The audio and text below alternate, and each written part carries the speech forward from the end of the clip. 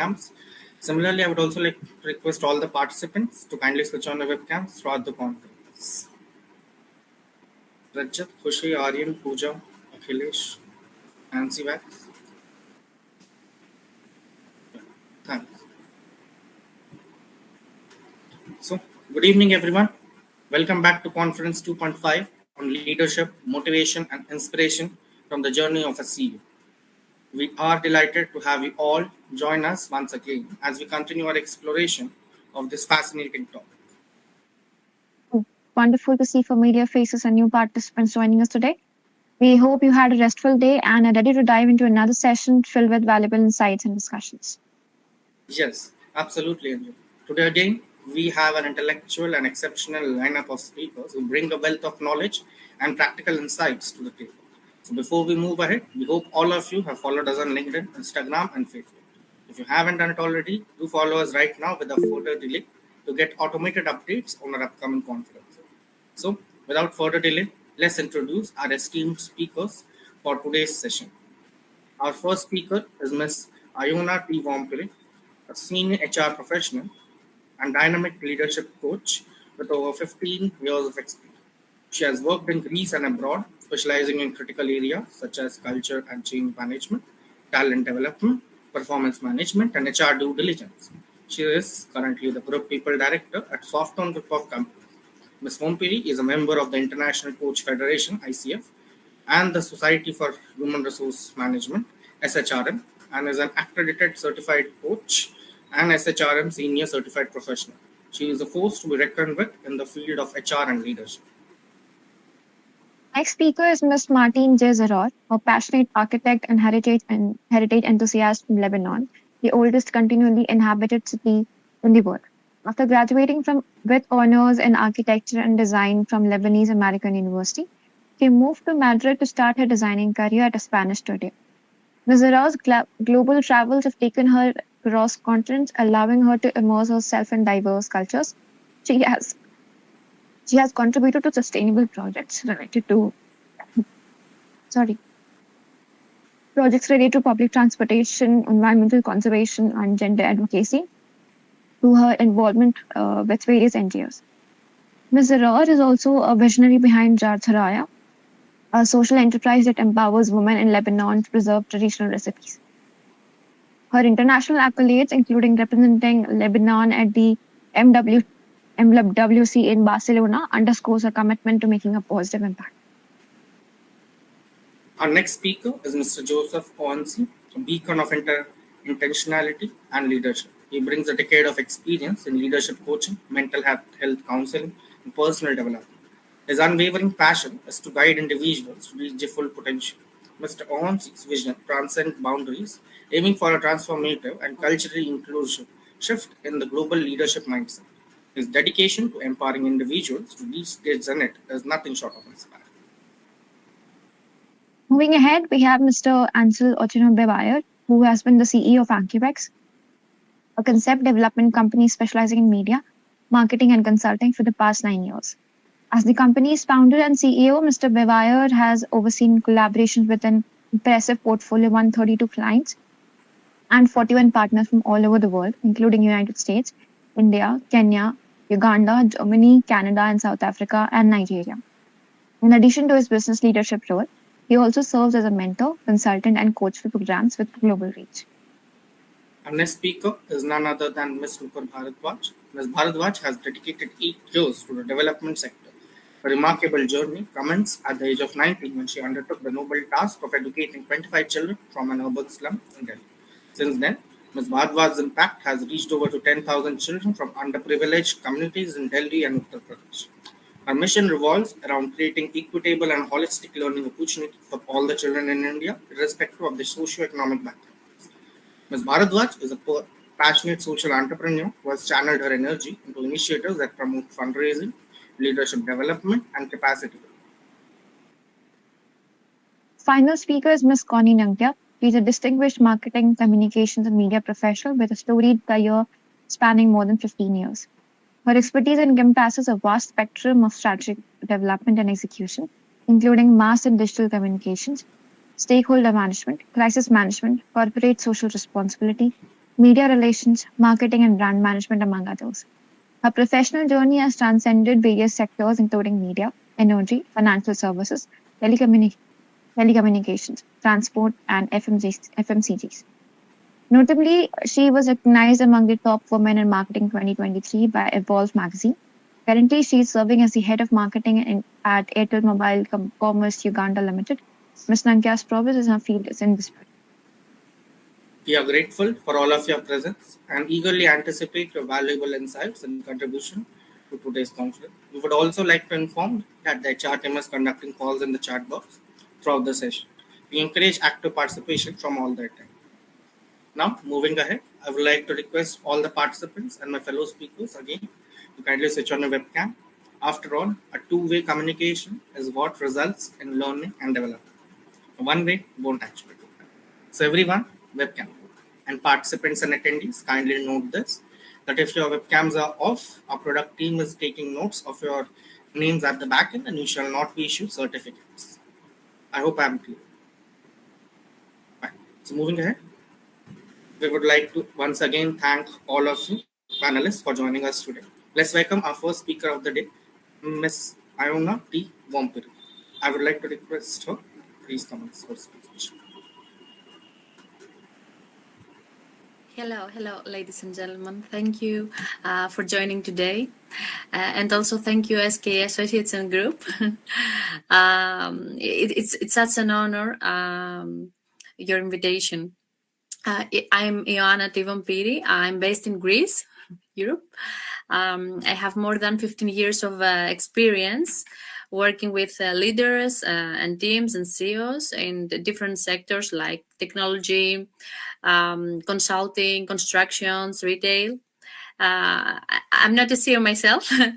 I'm currently working as the group people director at Softone Group of Companies. It's a Greek multinational company. We have our premises in Greece, but we have also subsidiaries in Bulgaria, Romania, Cyprus, with more than 1,500 employees.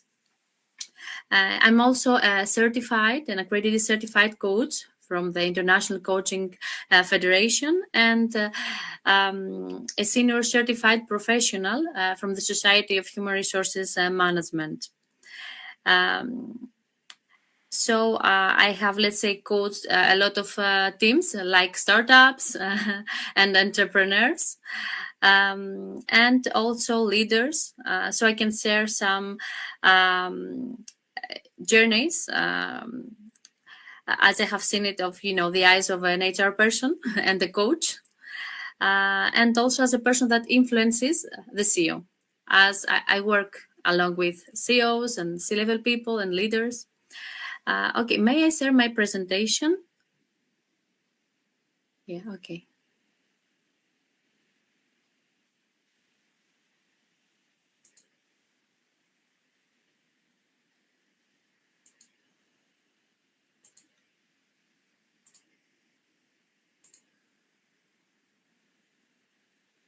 Okay, let me know if you can see it. Oh, yes. Yes, okay, great. So to begin with, let's set the stage. We're going to delving into how a CEO can make a successful and impactful journey in the new era. And it all starts with the leadership presence. Because leadership is not a ready-made outfit. It is about crafting a leadership presence that fits a CEO perfectly and reflects the purpose. So it is about tailoring leadership presence to showcase values, a CEO's values, a company values, and unique strengths in order to have, let's say, an optimized leadership impact. But what are the key aspects that collectively define a CEO's successful journey? Let's say that there are four. The main maybe are four. The first one is to make the journey meaningful. The second one is the role modeling behavior, to lead by example. The third one is build a strong and committed team. And the fourth one is to relentlessly pursuing impact. And we're going to go through one by one. So how to make the journey successful and meaningful. The CEO, what he needs or she needs to create is a powerful story that resonates with the employees, the people. And this story should give answers how the CEO strategy and the vision affects the company and the individuals within it. The CEO should also personalize the story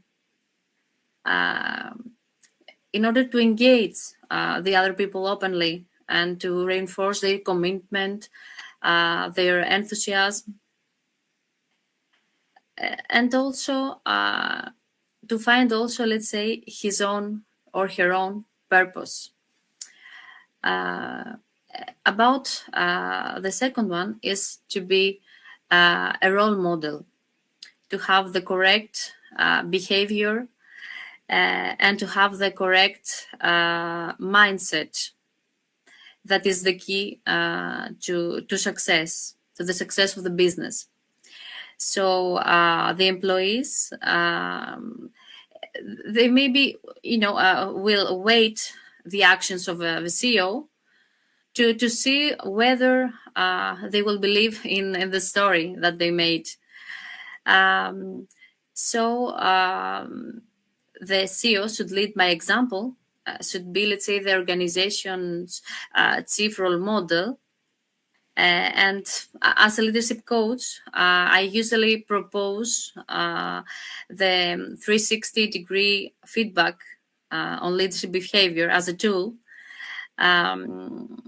because it can show, commitment on objectives, and also you can have a view of what others think of you and what are, let's say, your strong points and what are the points that needs improvement.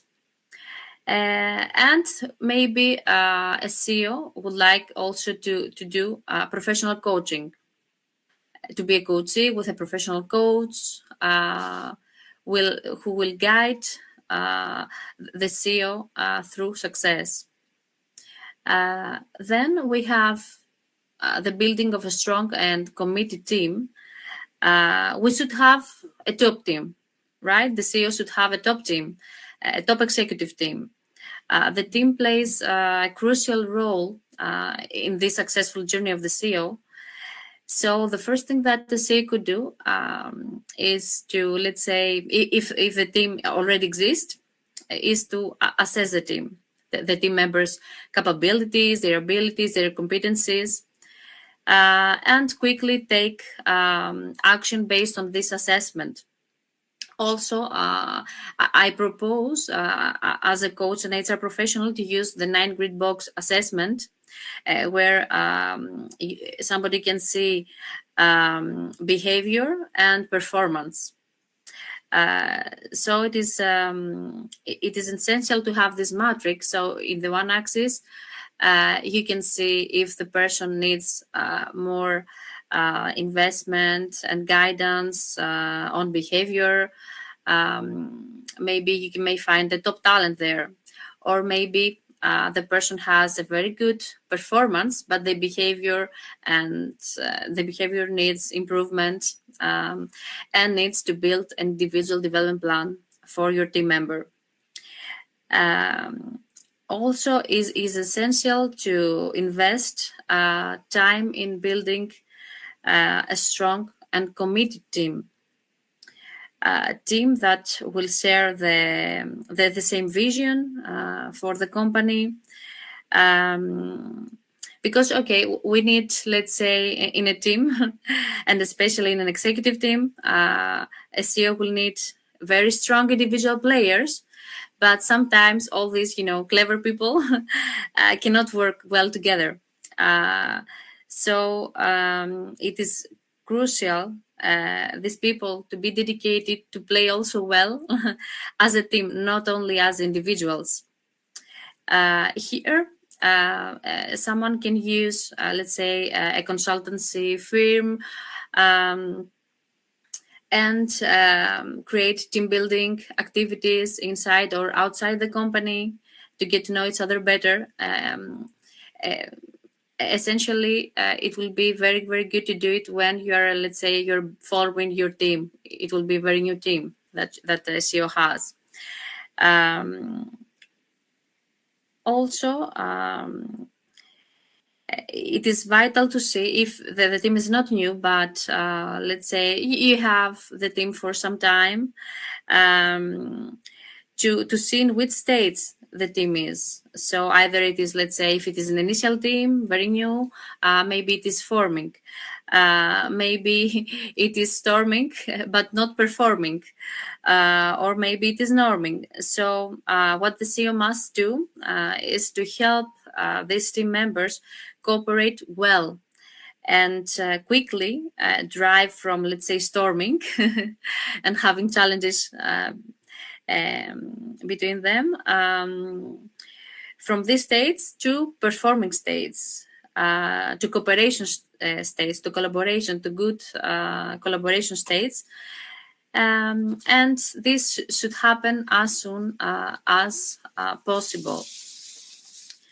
And the final one is that the CEO should relentlessly pursuing impact.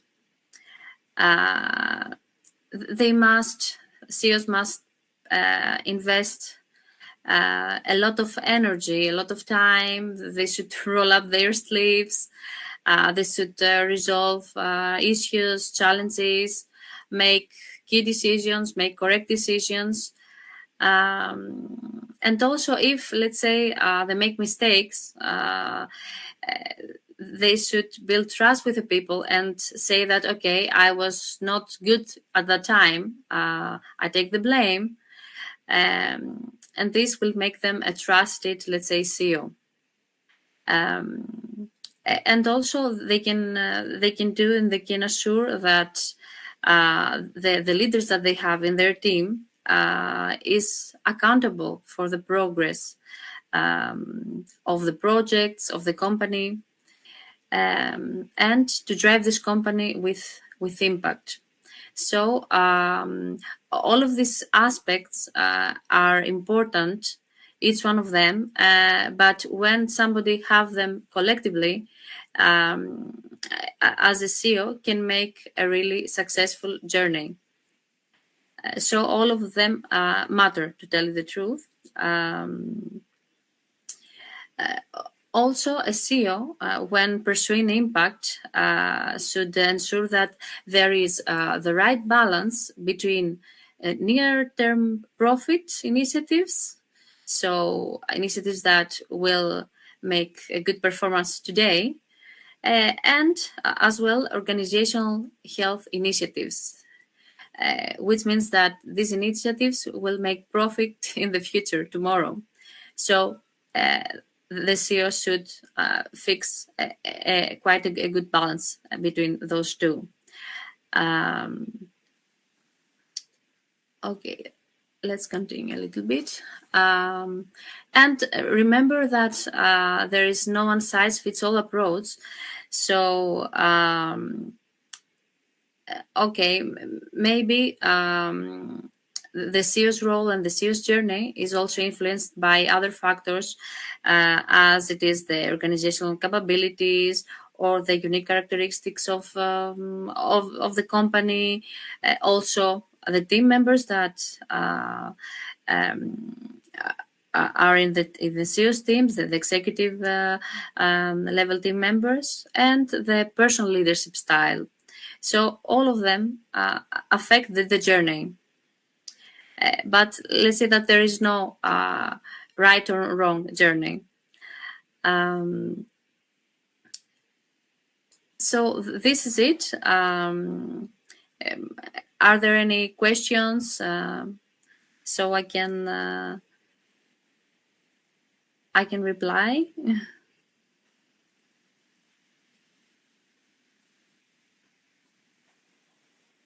Thank you, Ms. Anna, for the wonderful speech. Do we have any questions? You can write it in the chat box or raise your hands. Mm-hmm.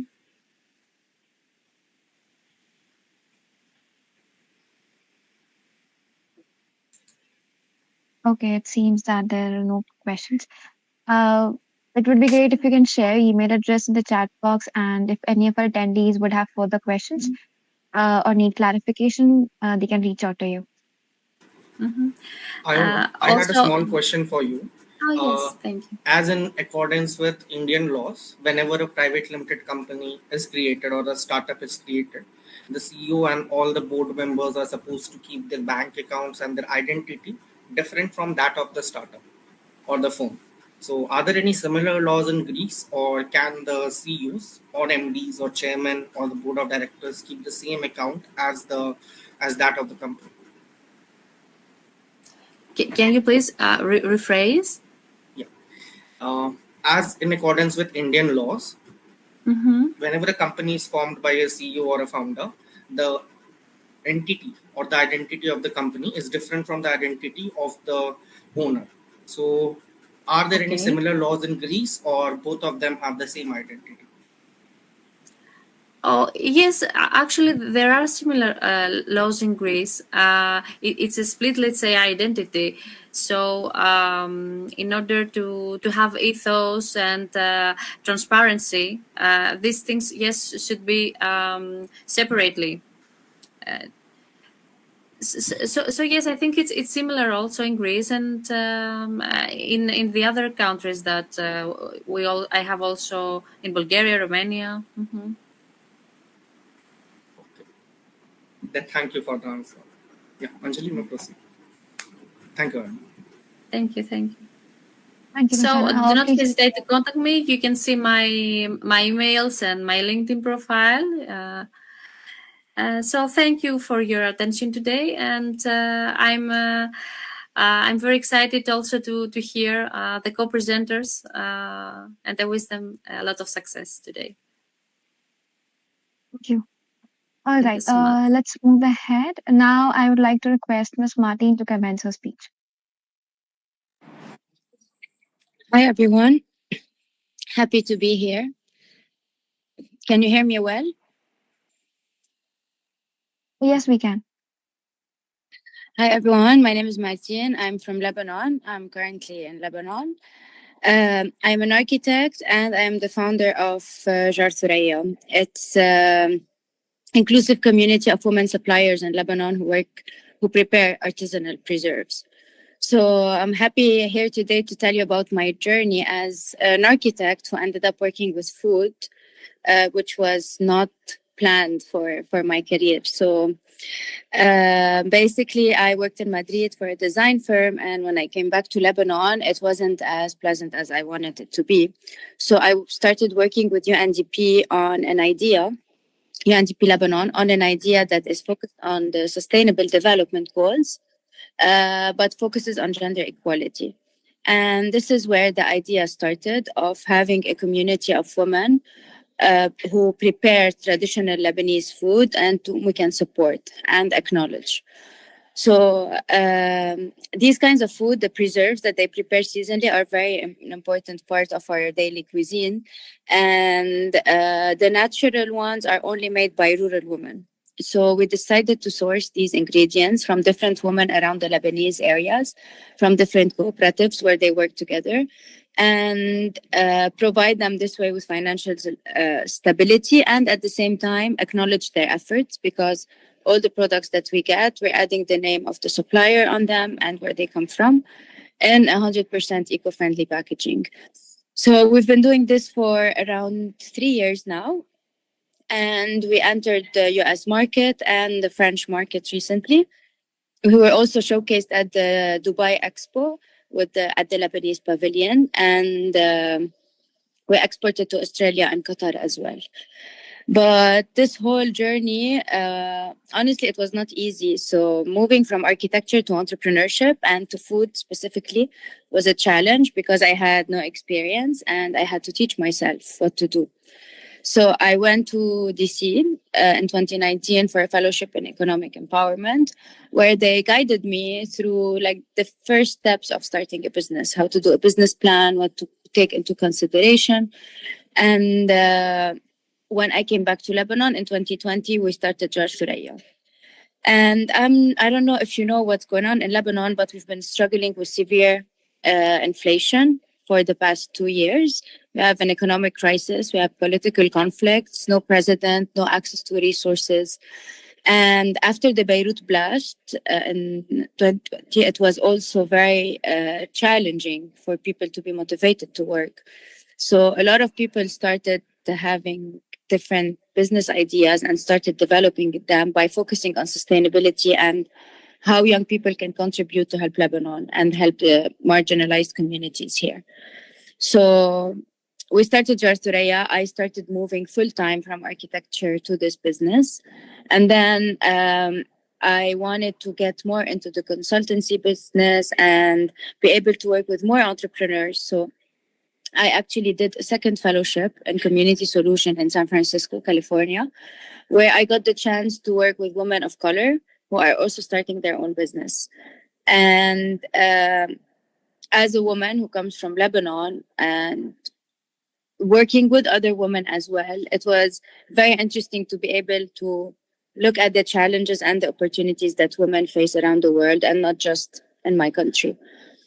So this is what I have been doing for the past 3 years. And the plan now is to be able to scale our business, to be to expand our impact and help more farmers and more women. So we are planning to start a central kitchen in Lebanon where we could scout these women from all around, like different areas where they could work in one place. Because at the moment, our supply chain is spread all over the country and we have women everywhere. So the goal is to be able to grow the production and access more markets, hopefully by the end of next year. And definitely be able to impact more women and more farmers to keep investing in their skills and give them the best practices to make better quality food and more quantities to export. So yeah, this is my journey from architecture to entrepreneurship. So if you have any questions, please be my guest.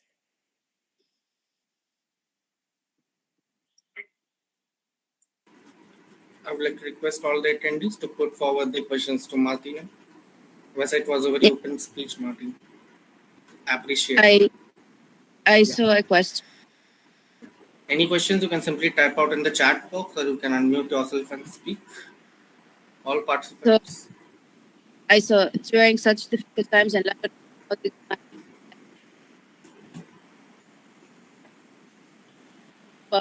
we was a lot of effort for people to actually program. So when we got support from institutions like people, kind of gave us the motivation that no, we keep going. Let's hope for Lebanon, because if it wasn't up for the people to act up, no one is gonna do it. Especially the political corruption, the fact that we have no government and no president has not really given anyone hope. So it's up to the people. I really enjoy the impact because when you see milestones in your career, you feel like you achieved something, got awarded for it, it pushes you to do more. Also be grateful because Lebanon has been through so much already, like start, but survive, to live, to be productive. So being is also a motivation. That was an act of valor, Martin. I appreciate it. Any more questions? You may type out in the chat box or you may unmute yourself, attendees. simply. Well, I would like to thank Ms. Zaror for her enlightening speech. I would also like to request you, Martini, if you could just share your email ID in the chat box, it would be a pleasure. And any attendees who would like to connect with Martini or have any questions, please feel free to reach out to her through an email. And now, I would like to request Mr. Joseph Ponce to commence his speech. Thank you so much, SK. So very good evening to everyone. It's kind of afternoon over here where I am. So I'm just going to jump right into this. Hold on, just give me a moment. Let me know when you can see it. Yes. Okay.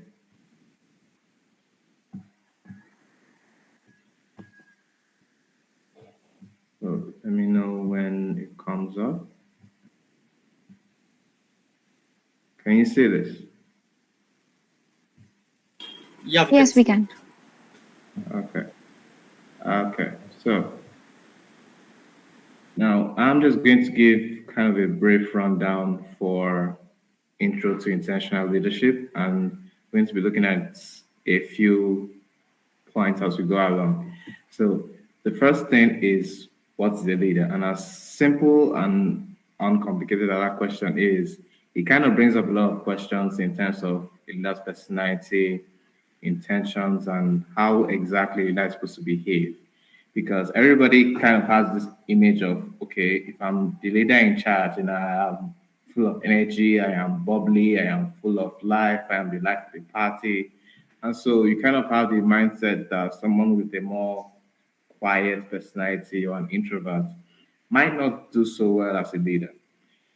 The off side of it is that it's not actually true, because the essence of leadership is connecting with people. And that's why we have this diagram that we're looking at now, where you have so many different people, from different backgrounds, all different personality types, all different traits, but they're all connected together.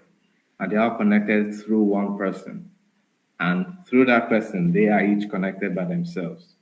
So it's all about how to meaningfully engage with people and help them grow towards a goal that is mutually beneficial. That's the essence of leadership. It's going to be for young entrepreneurs and for CEOs as well, constantly asking yourself, am I engaging meaningfully with my team, with my organization, with my group? Because the moment you stop engaging, you're no longer leading, you're more managing. So the first thing for a leader is to make sure that you are meaningfully engaging. And there's a lot of details in terms of how to be true to your identity and your personality type while you are engaging with other people. But because this is going to be a brief introduction, we will not go into those details here. Now, the next thing we'll be looking at is a leader's crippling mistake. Now, we've talked a little bit in the previous especially the previous two speakers, about how a leader is supposed to lead a team. Now, there's a difference between leading and managing. Most often than not, a lot of the times you have CEOs leading from a manager's perspective. A manager's job is to essentially hold the line where it is. Your job is to say, okay, this is the task you've been given. This is essentially the roadmap that's been laid out. Just toe the line. Make sure everybody stays on the same line. That's not really leadership. Leadership is more charting a new path. It's more looking at saying, okay, we've conquered this road. What's the next thing we can conquer? What's the next challenge we can take on board? Anticipating, okay, we have reached this level in our personal growth, in our company growth. How can we elevate that? So a leader is always thinking about elevation. He's always thinking about to develop and keep growing and keep pushing. A manager is more concerned with, okay, I want to just manage what we have here so it doesn't cripple and fall off. Now, that is not to say that managers are not necessary, because they are very, very needed. You do need somebody on ground who is going to be able to hold the building together. But that is not the function of a leader. As a leader, your job is to stand in front and keep pushing forward. Say, well, I have seen this is where we are now, but I believe we can go higher. I believe we can still evolve ourselves. Now, that is the base form of where you have your leadership mindset. So, first part is avoiding that. Now, here we have intentional leadership, and I intentionally use a chessboard to do this. Now, when you play chess, I don't know if anyone here has played chess a few times before, but when you play chess, every move you make comes at the back of your mind that you're going to be making a sacrifice and you need to advance. So your goal is to make sure that you take your competition's king. You have to take their king down. And in this, if you want to put it in context of organizational leadership, is to say, well, you have your competitors, people who are doing either the same thing you are doing or something similar. And you want to make sure that at every step of the way, you are ahead of your competition. You are making better moves, you're making better plays, your services are more detailed, or your product is far better than what they are. But you have to do that. You can't just sit back and say, well, let's try this or let's try this. You need to look at your board, look at each of your stats. What do you have in your hand? What does your pawn do? What does your knight do? What does your bishop do? What do each component of your team, what is their potential? What is their strength? What is their ability? And then how can you use all those things in your disposal to get to where you want to get to? So in that line, leadership is kind of like a chess game where you have each individual piece has its strength and each individual piece has its own weaknesses. And you, as a leader, you need to know what each of your team members have in their hands, and then how can you use that to make sure that you are all getting better and better and better. Now, moving on from there is to look at these differences. Now, in one screen, you have one person who is pointing forward and trying to chart a path. And in the next picture, you have somebody who is having everybody come to him with problems and issues. Now, the problem here is that the screen on the left side is more of what people think leadership is. Everybody comes to me with problems. I am always taking care of everybody's problems. You're not a leader if you are taking care of everybody's problems. You're a manager. Because you want to help your team get to the point where they are able to tackle each problem that comes on their own. So anything that comes to your table is the most it has to be completely serious. Yes, you would be involved in day-to-day running of the organization. You would be involved in day-to-day planning. But at the end of the day, your job is not to manage every single task that your team is involved in. They are supposed to be trained, and training leaders for your team, like the first speaker I've mentioned, is something that has a lot of details to it, but we'll not go into that now because of our time strains. But it's all about making sure you are not going to keep yourself as the center point of all information. You don't know everything, and you're not supposed to know everything. You need to get to your team is capable of standing on their own and leading. And then you keep moving forward. So now the final thoughts on this is we're looking at leadership test 101. And your test as a leader is to ask yourself, is my team growing as they work with me, or are they dying? Now, I've stopped the share for now, so we can go back to ourselves. But this core of it is, as a leader, you need to ensure that your team is constantly growing. They have to be developing, they have to be moving forward. They have their strengths, they have their limitations.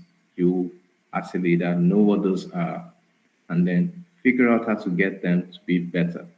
Now, once again, in this aspect, there are a lot of details to it because you have aspects where you have people with, well, let's say introverts who are running your social media platform. Now, already that person doesn't like people. Well, not really doesn't like people, but doesn't like interacting so much with people. They prefer to stay on their own and run their social media. But social media is about engaging with people. It's about knowing what do people want and how can I get them to buy into what I'm selling. So one of the ways you will help someone like that to grow is to put them in situations where they are at the very least working with people, having interactions, developing plans together, generally getting into the minds of what people are saying, and then they grow that way. So the last thing I would say on this is to say leadership is roughly 80% psychology. So what I advise a lot of leaders I work with is to say, take up a psychology course. It doesn't really have to be in depth, doesn't really have to be a full year or a full 4 years. You could simply take up a small course and learn as little as you can about human behavior because it does help with you engaging and learning more about your team. So if I have any questions. That was a wonderful speech, Mr. Joseph. Do we have any questions? Yes, Nakul. Good evening, everyone. So I have a question from Mr. Joseph. As you're talking about an introvert person, I would like to know that if a person has joined some firm or a project, he's an introvert person, but that project and firm requires interaction with most of the people. But his nature is introvert. He knows he can perform great when he's alone or with a minimum interaction. So how he should manage those things? Should he go towards an ambivert kind of personality? He should develop that, or he should be able to ask his seniors or the people around that he can outperform or in a better manner when he is in introvert position. That kind of what I call surroundings. Yeah, and that's actually a very common thing that happens. So what I tend to tell people who are introverts and who are looking to either lead a team or just be part of a project is you want to start with the very little things. Start with telling the truth at every point in time. And as simple as that is, it goes a long way because one of the main things with introverts is that you don't want to have any conflict with anybody. So it's a kind of a case where you hold your information to yourself. That is not beneficial to you, it's not beneficial to your team. So if you are in a group project, the first thing you want to do is if there's anything on your mind, say it. If there's anything that you have an issue with, be bold enough to express what that issue is. That's the first step towards that. Now, I would not say be an ambivert or go to your superiors because at the end of the day, it diminishes you in that thing. And it also kind of makes you feel stressed out because an introvert drains energy when he's working with people. So the more people he works with, the lower energy he becomes. So forcing him to become an ambivert is like pushing him to do something he doesn't want to do. And at the end of the day, it won't last long. So I would say start with telling the truth at all points. If there's an issue that comes up, say it out loud and spend more of your time observing. Introverts are very good at observational skills. So observe, what does this person want? What are their tendencies? And what tends to make them agree to a certain plan or a certain venture? So when you take on all those information and you listen properly, it's easier to speak to certain people and say, okay, I have noticed this about you, and I am saying I'm going to go in the line that is comfortable with you. And the more people feel like you understand them, the more they're willing to open up to you. So hope that helps. Yeah, thank you. Thank you, Mr. Joseph. That's good. All right. Do we have any more questions?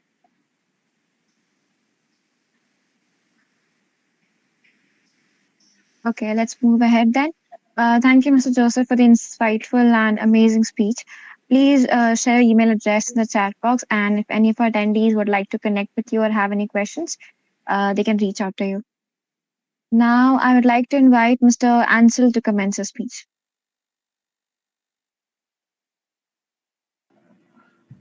Okay, thank you so much, Anjali. Pleasure to meet all of you all over the world where you are. So I'm going to commence my speech shortly. I had it written here, and I'll just kindly indulge you to listen to me. Leaders are always in transition, according to what I've seen. Because as leaders, we serve a certain purpose and time frame, which takes for us to execute our vision. And for this to happen, a leader has to sell their perspective to their team, whether it's their team or another team. And these people should be able to execute the agenda. And in the business world that I have been for the last 2 decades, they say it is true. The private sector, as we mostly call it, is the most dynamic sector across the world. And it's famed for its weakness, decisiveness, and action-packed course. Yet, as the world becomes more and more connected and intertwined, the call for us in business at all levels to take a lead in matters is now greater more than ever.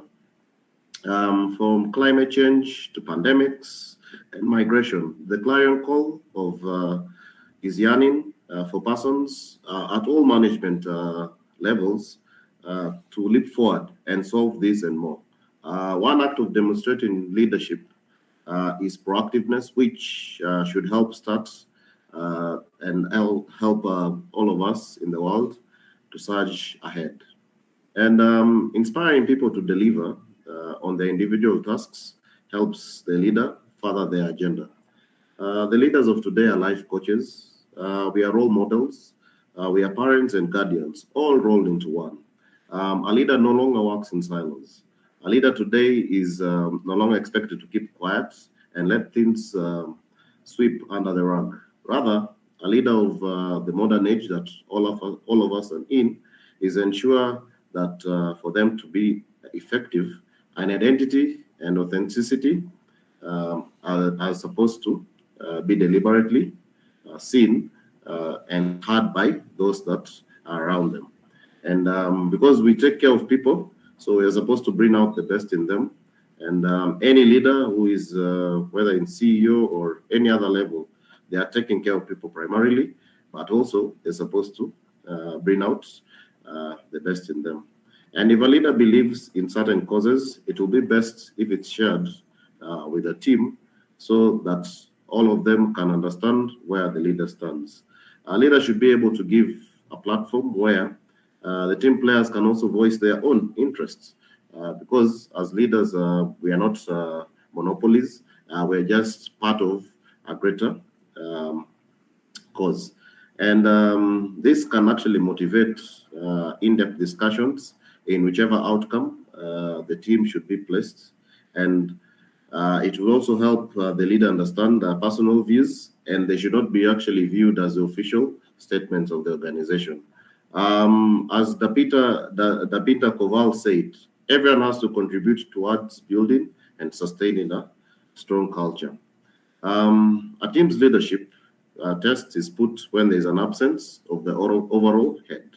The question is, are they motivated enough to pick up the mantle and take the lead through past inspirations of set examples, or will they actually clamor for a new leader to emerge? So making people figure out stuff out of their own and making individual judgments on matters hand is what true leadership actually presents. And through constant engagement with your team, a leader's role is to give confidence to individuals to work on their specific roles. Of course, to set the pace, it's imperative for the leader to drive the agenda and take it forward by setting an example, which, if done constantly, team members shall naturally take up the mantle. However, there is a disclaimer here. Not all of us have to lead. Actually, what happens is that there's always been a long debate about being born as a leader or as a leader's mate. This has been with us since time immemorial. And what, however, is not a matter of debate is the attributes, the qualities, and the characteristics we all learn for those who actually are bestowed with leadership mandates. Equally, for those of us who are yet to get lead roles, it is important to play our parts diligently and ensure our wishes and aspirations are realized. Again, in the world today, leadership is more inclusive than ever. And in the business world where I am, teams are more empowered through being involved in decision making and problem solving, which actually helps give an overall picture of reasons to show up every day to their workplaces, whether they're remote or even physical. To me, actually, that is the best motivation, because once I empower the team or I'm helping them help them solve problems, they're able to do more. And us as chief executives, we are tasked by ensuring our teams in place are geared up for tasks and challenges that lay ahead. And I believe any CEO, if it's me or any other, we should take an active interest in the individuals that we lead so as to bring out the best in them. And hand-holding and constant guidance at personal level with the team will leave no member out. A CEO should always look back and see their journey from where they began and where they are currently. And of course, as CEOs, we should be aware that us ourselves were once nurtured, and we are just now at the top. So we are just, again, once first amongst equals, and we should always view ourselves as part of the team.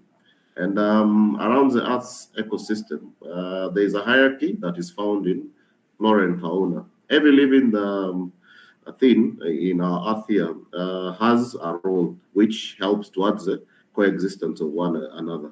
With us as humans, this has been a journey. And like other living species on Earth, we love being bestowed and taking on titles. To some, that demonstrates what leadership is. However, the question I want to ask all of you today evening is that the title the leader that make the leader, or does the leader make the title? So that's a question that I just want to leave with you when you're still deliberating. And of course, this is something many team leads on the individual leading journey are trying to solve.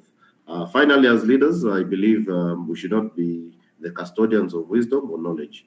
Rather, we should be able to inspire inspiration for others to find their wisdom and apply their own knowledge. So to the young entrepreneurs here, the private sector, the academia that are here today, be a leader who will, through actions, motivate and inspire themselves and then others every day that they wake up. I leave you in the words of Indra Nooyi, who said that leadership is hard to define and good leadership is even harder. But if you can get people to follow up to the ends of the earth, you're a great leader. Thank you so much for listening to me.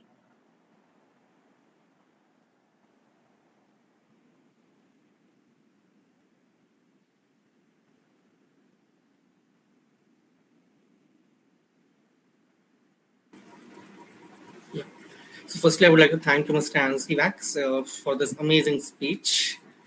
I would like to ask the audience to put forth the questions, if any. Any questions? You may just simply unmute yourself and ask. Nakul, Sumit, Pizza Khatun, done? Okay.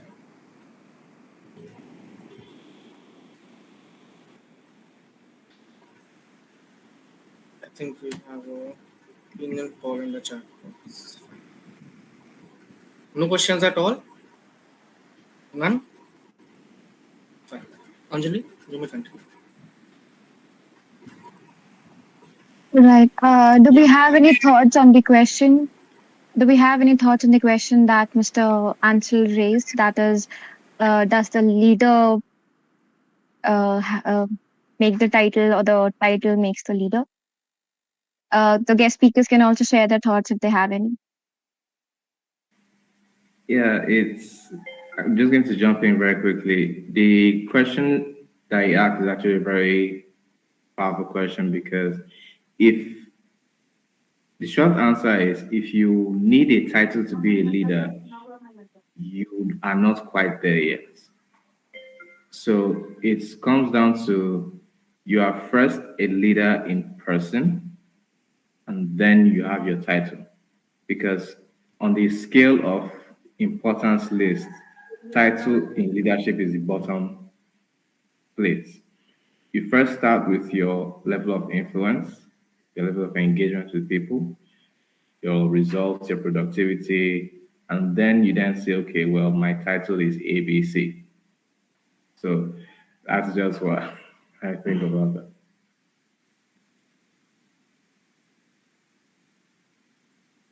That's great, Mr. Joseph. I agree with you. Do we have any other thoughts? Anybody else?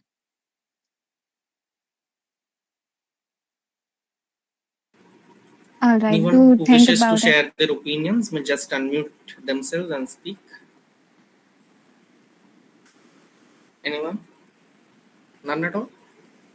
Okay, I guess your speech was quite clear, Mr. Bivan, and I appreciate it. Yeah, Anjali? Yes. Thank you so much. I can see that. Yeah, I can see that you've already shared the email address. So if anybody in our audience would like to reach out to him, please reach out to him through his email address that he shared. Now I'd like to request Ms. Connie to commence her speech.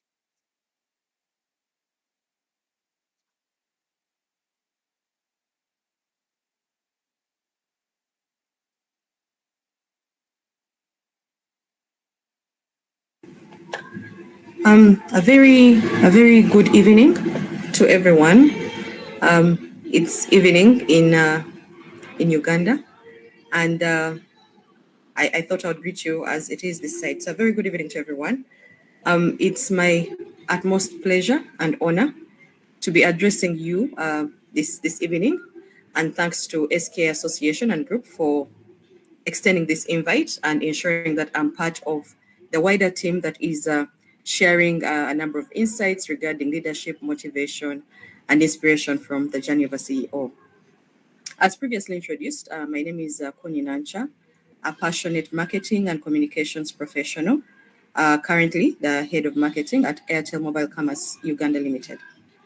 And what this will clearly say is that I've not had the opportunity to be CEO yet, but that does not mean that I've not had the opportunity to experience leadership and work closely with the CEOs and be able to also lead departments and direct a vast team of people and members. And that is what I want to pick from and be able to elaborately share with everybody here. So in my experience that spans over 15 years working with CEOs and leaders at the top, I have experienced one very pertinent thing, and that is the power of effective communication across the teams. That is from the top to the bottom and the bottom to the top. With effective communication, you're able to build trust as a leader or as a CEO. You're able to build relationships, and you're equally able to articulate the direction or strategic direction of the enterprise or business in the long run. And that is why I am really here to speak to you and together see how you can bring up, strike the right balance between your qualities as an individual and how you slowly build them into the wider team without losing yourself. So I have a couple of tips that I would want to share. And one of those is that as a CEO or as a leader, you need to dare to dream. And in that, you need to establish your values as a CEO. What do you want to be remembered for? What do you want to stand for, in that position? Often at times, we may get lost in the vision of the business, and that you get so engrossed in driving that, but forgetting that even at your level, you need to have some strong values that you want to instill in a team and be remembered for, because that is what defines impactful or sustainable leadership. So you need to dream big. You need to equally define what you want to stand for and those values, and then see how you can quickly and easily extend them into your respective teams. The other aspect I want to allude to is embrace your passion. Now you will notice that in the position of a CEO, you have one major strength, and that is the ability to drive teams, the ability to see teams deliver. But even you as an individual, you have a passion. Is it people management? Is it expertise in, say, writing? Is it in IT or something? So you need to embrace that and not get lost on it, because at the end of the day, it is some of those soft, small skills that help you to win at the top. So you remember what you stand for, remember what got you there, and then in one way or another, try to use that to stand firm and be able to take it further. The other one to share is embrace failure. As much as you're under the pressure to be the best, top notch, and sometimes this also gets down to us as individuals. You want to. Some of us are perfectionists. You cannot imagine yourself or at any one point failing at say meeting your goals. But guess what? It is normal for you to actually fail, and when you fail, it's not the end of it. It's an opportunity for you to even rise up stronger, and in so doing, you're able to use that opportunity to actually get up and lead. An example is for those of you who are familiar with the Bible, maybe you King David, you got the issue he had, with Bathsheba, and how he beat himself for that and all. But at the end of the day, you remember that you have a team that is actually relying on you. So you look for that inner strength in you and be able to deal with the challenges, deal with any nitty or small failures, and rise up again. So it's okay for CEOs to actually experience that. Next is have a support system. Is it family? Is it friends? Is it, there's that common saying that it's lonely at the top. Yeah, it's very, very true. As you rise, it gets lonely. But how do you thrive and be able to have a balanced work-life situation? It is in you knowing that it is normal and okay to have a support system and utilize that support system. Some of us do not know how to, how to balance the two. You don't know when to stop. But guess what? If you have that support system, it can say, what, it's okay, Connie. It's 5 p.m., for example. Maybe take a break. Come play with your son or something like that. So have that support system, have the right network, and be able to utilize it as well, because you really, really need it when you're at the top. Innovation is a very, very, very key aspect today. You find that we rely on innovation. We have moved away from the norm. It's the disruptive era. So any small thing that comes to your mind as a leader or at the top as a CEO, do not ignore it, because guess what? That small idea from yourself or from the team could be the greatest mark that you need to focus on and be the game changer. So innovate, but not at your level alone. Look at your teams, understand the dynamics today, because with the different eras, you have different people or different characters coming through. So understand how your team thinks. Get into the mind of a 20-year-old. Get into the mind of a 30-year-old.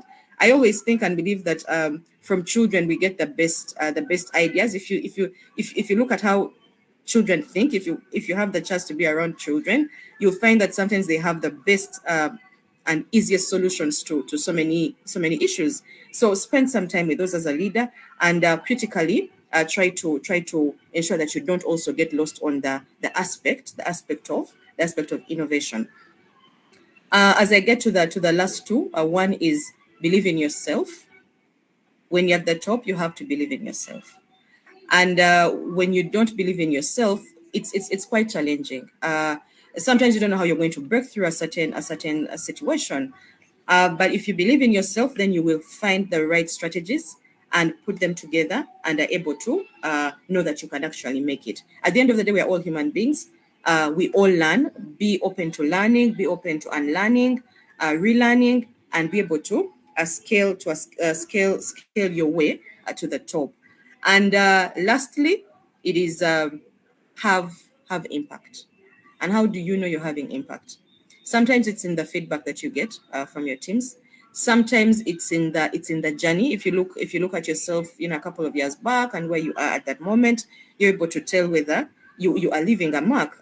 Ask yourself one question: what do I want to be remembered for? God forbid I woke up and I'm not there. What do I want to be remembered for? So in so doing, you will sort of like align yourself to your dynamics, to your beliefs, to the business direction, and be able to take it up. As I close, I want to encourage all the young leaders out there who are listening in, that it's not sometimes when we think of a CEO, when we think of a leader or an entrepreneur, we imagine it's a big task. But guess what? It is those small efforts that you make every day that get you to the top. And even when you're not there, you can still be inspired. So when you hear stories from all the insightful speakers that have spoken today, make sure you take home at least 1 or 2, 3 things that you're able to hold on to, work along, and be able to see the mark at the end of the day. It's been a pleasure, and I want you to know that your story or your journey has just started, and I'll be here waiting to hear so many insightful journeys and progresses that you each have made in this rightful path to leadership and becoming your very own entrepreneur or your very own CEO at the end of the day. Thank you very much, and you can easily follow me on LinkedIn. That's Connie Nancha, and I'll be able to avail my other contacts at the end of the day for those who want to get in touch with me. I'm also open to any questions right now. Thank you for listening in. Thank you, fellow speakers and SK Association and Group for this insightful innovation. Thank you so much. Yeah, Connie, if you would apologize, but I had the first question here. Since you said at the last that leaders must have patience and they must be resilient throughout the journey. So what would be your advice to all those entrepreneurs who have a good B plan which can bring revenues in 6 to 7 figures, but unfortunately, the B plan doesn't bring out revenue or isn't successful in the first or second attempt? Okay. Thank you for that question. It's actually a very important one, because often at times we find ourselves in that place where you have the big plan, but it still has to speak to the revenues. But then at the end of the day, you need to channel it through. So my advice would be have at least 2 or 3. We could call them influencers, but I don't. You can call them anyway. But that other voice that can believe in your initial plan. And when you're able to convince that 1 or 2 voices, you're able to take it up and see how you can bring it to life. Because sometimes you need that extra perseverance. Sometimes you need patience with even yourself and with the team. But also it requires resilience and the courage to actually speak up and echo this plan. So be able to have at least 2 people who can believe in that. And if it has something to do with, say, resources, sometimes it's going to actually exit. Look at the different options, and what I'm trying to say is that identify somebody that can influence the way to believing into that plan and bringing it to life. That is if you cannot actually do it yourself. I'll give an example as I close. In one of my previous experiences, there was I was new in this organization, and I had made a subtle assessment of some of the things that can actually bring or change or bring revenue to the business. But at that point, nobody believed in it. And they still thought that, okay, we need to take a certain particular route and not the route that I was saying. But deep inside, you know that if we tried and pushed it a little, it would get us there. So what I did, I created, I said, let me have like sort of like a case study or an example using my very team. So I got my team to believe in that, and together with my team, we made some subtle milestones. And this is what I was able to get and take back to management and say, you know what, the team and I have been able to do this, and this is the impact. So if we tried it at the broader level, it will still get us there. So have some influencers, have the courage, don't give up on it, persevere, and keep looking for different options. I always say, nothing is impossible. That's one of my that's one of my lines. I say nothing is impossible. So when I call you and you don't pick, I try the SMS. When I don't get you to the SMS, I try an email. When I fail with the email, I say, okay, fine, which platforms is this person? Because at the end of the day, I want to be heard and I want that to come through. So that would be my advice to them. Don't give up, but keep going and keep finding the small places that can get you there. That was really Thank a you. very useful answer there, Connie. I really appreciate it. And we do have certain CEOs who do not get proper revenues till 2 years and they drop off their people, and very unfortunate. So that was really a great contribution of yours. Further, I would like Thank to you so invite all the attendees Pleasure. to put forth the questions, if any. Yeah. Chat box, or you could simply unmute yourself and begin. Shweta, no questions? Okay, we have a question from Aryan Singh. Connie, it's in the chat box.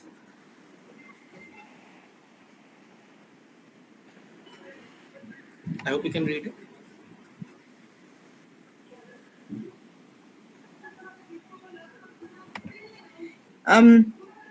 Yes, I can read it. Is this for me? Okay. What practical steps can individuals take to identify and embrace their passion in both their personal and professional lives? Okay. This is a good one, and thank you for this question. So some of the steps. Okay, there are two things.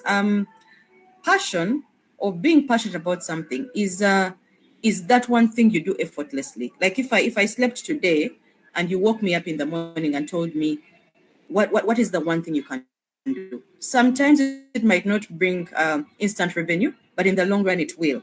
For example, I am passionate about writing. If you woke me up in the morning and I didn't have to think and you ask me what is the one thing you can do effortlessly, I'll tell you writing.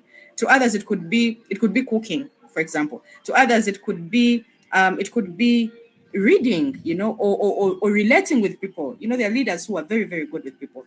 So when you're able to identify that at a personal level, how do you bring it to the professional level? To the professional lives, majorly it's what we've studied. Sometimes it's what the situation has taken us to. Some entrepreneurs are successful enough to be doing what they are actually passionate about. If it's innovation, they've been able to innovate and give us that the best thing.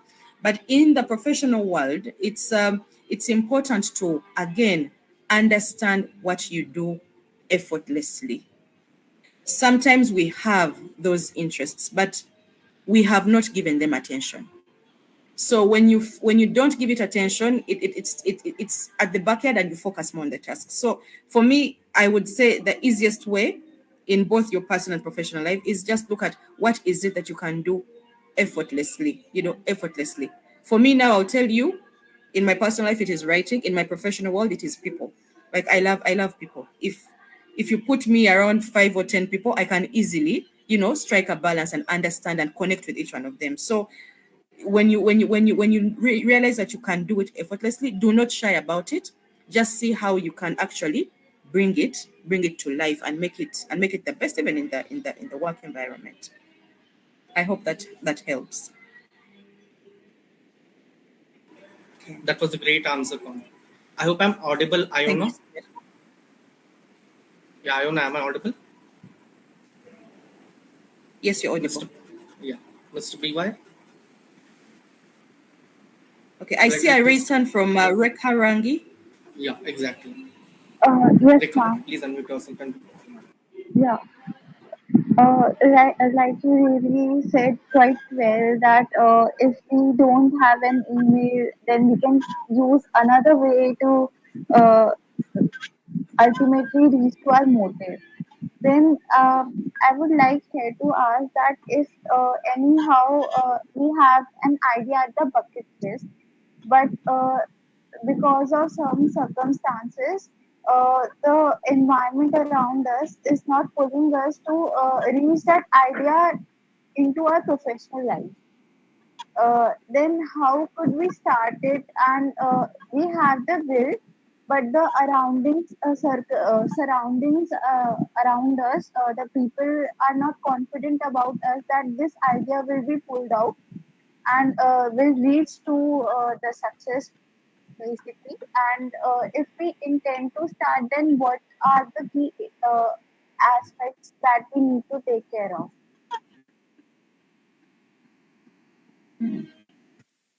Um, I'll be honest. I didn't quite get the initial parts of the question, but I hope I got the last part so well. But if there's if anyone got it out right, or if Reka, if you can just type a bit of it, I will be able to answer to respond to the first part. But for the second part, what I really picked is what are some of the steps you can take if you have a group. I hope I got it right. If I didn't, you can just correct me. If you have an idea within a group and it is still not believed in, is that right, Reka?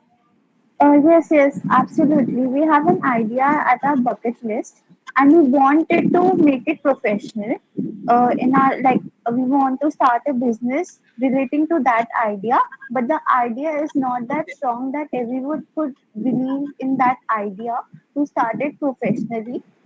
Yeah, this was the then how can we use some points that can make us reach to our professional journey relating to our idea and in our mindset. Okay, thank you for that. One of the key things that can really help in such a situation is detailed research.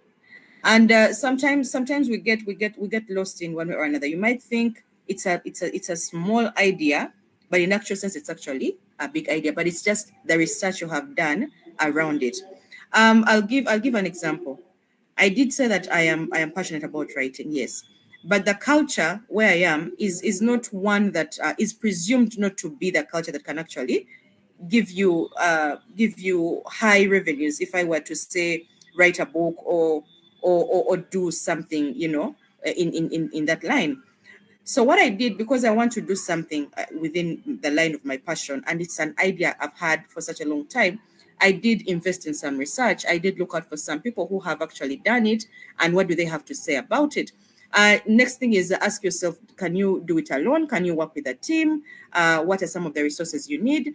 And in my research, I established that, okay, much as the culture might not be one that will read instantly, it's going to take time. There is a certain segment that actually loves reading, and these are the children in schools. So in there, I'm like, okay, in my big idea, maybe if I targeted this particular audience and created content that was, appealing to them, this idea could actually build or take me to where it should take me. So I'm still exploring that. So in saying that, research is very important. Look out for people who have probably done it. But again, if no one has done it, I keep going back to the other aspect of do not lose faith in that idea being with you. Try to see, can you do it as a test study. I'll give an example. One of the most successful businesses right now, local at a local level, local entrepreneur businesses here in Uganda is Movit Products. It's a company that deals with beauty and personal care. And if you get to listen to the story of the founder, you'll realize that what he had was an idea. He actually had the idea to do the best beauty care products for the family that is starting with babies and starting with the wider family. So he took a period of around 3 to 5 years trying to test that or making it, and it was failing. But at the end of the day, it stood out, and it's one of those biggest entities right now. So find that right partner that believes in that. Do your research and then see how best can you start. And I believe that will get you to where you need to be. Thank you so much. I really appreciate, and most of the queries right now have been answered by you. Thank you so much. You're most welcome. Reka. Okay. I see a hand from Nakul. Yes, ma'am. So my question is regarding, you talked about support system. Like, how should be the Nakul, you're not audible clearly. If you Hello? can just Now I'm audible, right, sir? yeah. So I was asking a question regarding support system. So we are able to Okay. balance the support system in a personal life, but how to approach and balance it in a professional life? Okay. Okay. Thank you for that. In the professional life, speaking from experience, sometimes it's a bit tricky, especially if you are an introvert. You know, sometimes it will take people to time to understand you. It will take time for you to understand them. But I think this now takes you back to your values. If your values are if your values are not the kind that want you to be, you know, too social, or if they want you to be too social, then you'll start with your team. Sometimes usually in the first month, you're majorly trying to learn and understand people, if you have not been lucky enough to join an organization when you know one or two people. So you're basically learning. And as you're trying to learn these people, you are trying to understand who shares the same values with you and who has certain qualities that you may be able to bank on. Some of us are very, very brilliant people. We speak the language of, you just want to sit down, put something together, and you can go a day without talking, and the only thing you're talking to is your laptop.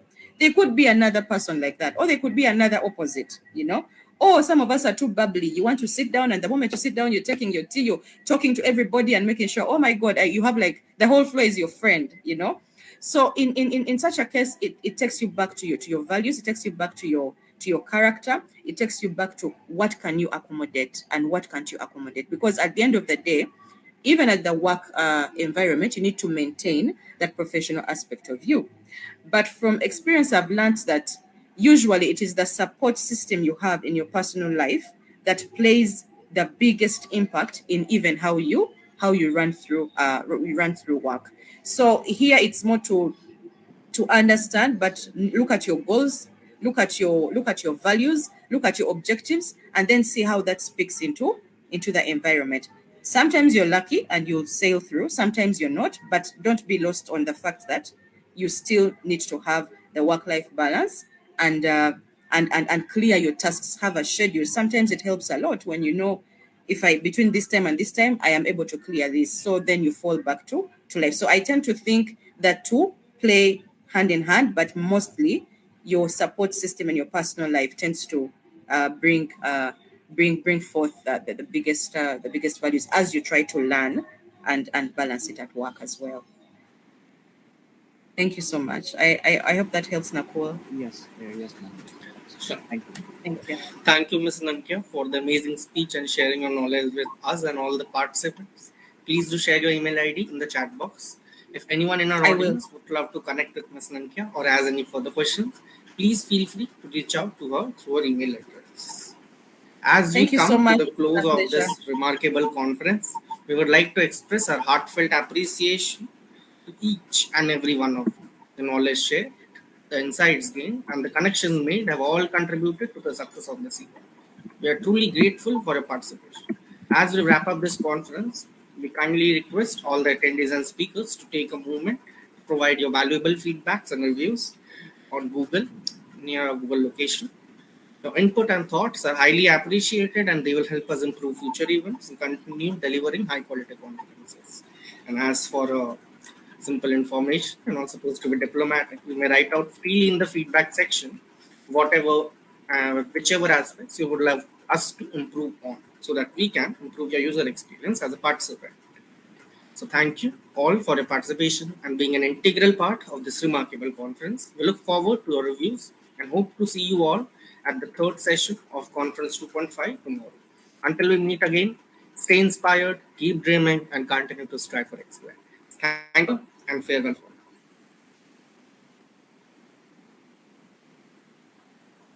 Thank you so much. Bye, everyone. Have a great day.